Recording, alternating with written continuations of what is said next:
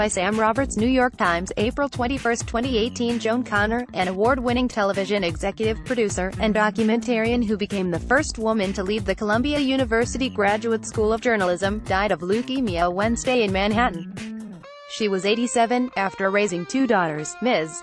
Konner got a late start professionally, graduating from Columbia's journalism school herself in 1961 when she was 30, almost a decade after she had received her bachelor's degree.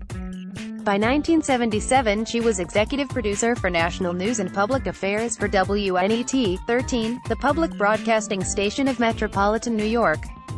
From the early 1980s until she left for Columbia in 1988, she was the executive producer of Bill Moyers' Journal, and then president and executive producer of Moyers' production company, Public Affairs Television. Among the acclaimed documentaries they produced was the six-part Joseph Campbell and the Power of Myth with Bill Moyers, 1987-88. In the series, John J. O'Connor wrote in the New York Times, "Both men grapple with the very essence of life and living, for public broadcasting and, before that, for NBC." Ms. Konner produced more than 50 documentaries and television series that focused on ideas and beliefs. One was, she says, Women in News, in 2001, another was The Mystery of Love, in 2006, both on PBS. Her work won 16 Emmys, a Peabody Award, and an Alfred I. Hunt Award. She had to fight for every inch of acceptance before she broke through the barriers to produce her first documentary. Moyers wrote in an email Friday. She showed women it could be done, but they had to be better than men at what they did. That drove her passion and paved the way for hundreds, maybe thousands, of other women journalists to rise in the field. Ms. Konner also wrote or edited a half-dozen books, including The Atheist's Bible, in 2007 and You Don't Have to Be Buddhist to Know Nothing, in 2009. She described her books as take-out gourmet food for thought. Joan Barbara Weiner was born on Feb. 24, 1931, in Paterson, New Jersey, the daughter of Martin Weiner, who was in the textile business, and the former Tilly Frankel, an artist. She earned a bachelor's degree in 1951 from Sarah Lawrence College in Bronxville, NY, and a master's from the Columbia Journalism School. Most people are looking for good answers. Good journalists look for the right questions. Ms.